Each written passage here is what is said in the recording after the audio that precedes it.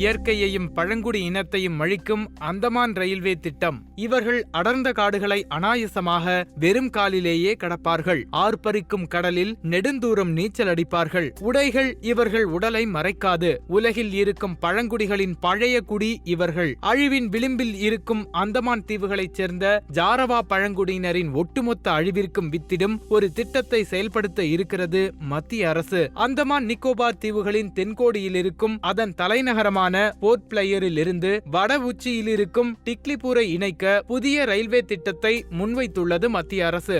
240 kilometre தூரத்திற்கு அமைக்கப்படவிருக்கும் இந்த broad gauge ரயில் பாதையின் திட்ட மதிப்பு தோராயமாக 2413 கோடி ரூபாய் என்று சொல்லப்படுகிறது. தற்போதைய நிலையில் அந்தமானில் எங்குமே ரயில் தடம் கிடையாது. சாலை மற்றும் கப்பல் போக்குவரத்து மட்டுமே. போர்ட் பிளேயரிலிருந்து டிக்லிபூருக்கு இருக்கும் 350 கிலோமீட்டர் தூரத்தை சாலை வழியில் கடக்க 14 மணி நேரங்கள் ஆகிறது. கப்பலில் செல்ல முழுதாக ஒரு நாள் தேவைப்படும். ஆனால் இந்த புது ரயில்வே திட்டம் அமல்படுத்தப்பட்டால் 3 மணி நேரங்களில் சென்றுவிடலாம். இந்த திட்டத்திற்கான ஆய்வறிக்கை 2014ஆம் ஆண்டு டிசம்பர் மாதமே மத்திய அரசிடம் சமர்ப்பிக்கப்பட்டது. ஆனால் பல்வேறு காரணங்களால் அது அடுத்த கட்டத்தை எட்டாமல் இருந்தது. இந்த நிலையில் தற்போது இந்த திட்டத்தை துரிதமாக அமல்படுத்த ஆர்வம் காட்டுகிறது மத்திய அரசு. இந்த திட்டத்தை சுற்றி நிறைய சர்ச்சைகள் இருக்கின்றன. இந்திய ரயில்வே துறை ஒரு புதிய ரயில் தடத்தை அமைக்கிறது என்றால் அதிலிருந்து 12% லாபமாவது வர வேண்டும் என்ற அடிப்படையை வைத்திருக்கிறது. ஆனால் இந்த திட்டத்தின் மூலம் 10% வரை நஷ்டம் ஏற்படவே அதிக வாய்ப்புகள் இருக்கின்றன. இருந்தும் இந்த திட்டத்தின் தனித்தன்மை மற்றும் வியூக முக்கியத்துவத்தை கருத்தில் கொண்டு இதை செயல்படுத்த இருப்பதாக சொல்லியிருக்கிறது. இந்த திட்டத்திற்கான செயல்பாடு, செலவுகள் மற்றும் ஏற்படும் நஷ்டத்தில் 50% அந்தமான் நிர்வாகம் ஏற்றுக்கொள்வதாக சொல்லி இருக்கிறது. இதன் மூலம் வருடத்திற்கு 4,50,000 6 லட்சமாக சுற்றுலா பயணிகளின் வருகை அதிகரிக்கும் என்றும் அந்தமான் நிர்வாகம் நம்பிக்கை தெரிவித்துள்ளது. ஆனால் இதையெல்லாம் கடந்து இந்திய பெருங்கடலில் அதிகரிக்கும் சீனாவின் ஆதிக்கத்தை அடக்க இந்திய ராணுவத்தை பலப்படுத்த அந்தமானில் இந்த திட்டம் கொண்டு வருவது முக்கியம் என்ற அடிப்படையிலேயே மத்திய அரசு இந்த திட்டத்தில் முனைப்பு காட்டுவதாகவும் சொல்லப்படுகிறது.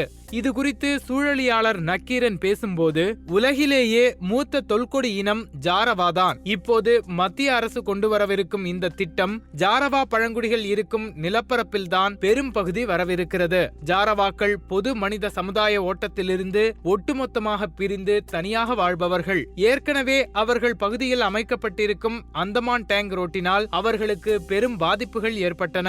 அந்த சாலையை பொது போக்குவரத்திற்கு பயன்படுத்தக்கூடாதென்று 2013இல் உச்சநீதிமன்றம் தீர்ப்பு வழங்கியது. பிறகு இப்போது கடுமையான விதிகளுக்குட்பட்டு அந்த சாலை பயன்படுத்தப்பட்டு வருகிறது. இன்றைய தேதிக்கு 400க்கும் குறைவான ஜார்வாக்களே உள்ளனர். அவர்கள் உடல் கூறுகள் நம்மிலிருந்து நிறையவே வேறுபட்டவை.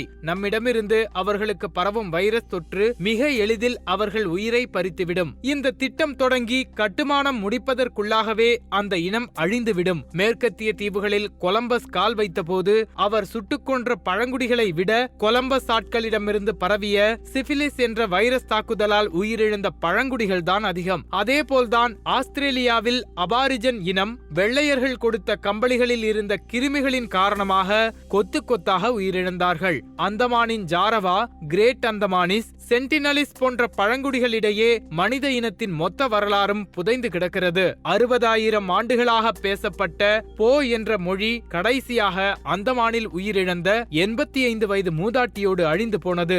இப்படியாக இந்த திட்டம் செயல்படுத்தப்பட்டால் மிகப்பெரிய வரலாற்றை நிச்சயம் அழிக்கும் என்பதில் சந்தேகமில்லை என்று உணர்ச்சி பொங்க சொல்லி முடிக்கிறார். மேலும் இதுபோன்ற சுவாரஸ்யமான செய்திகளை தெரிந்து கொள்ள சுட சுட சேனலை சப்ஸ்கிரைப் செய்யுங்கள்.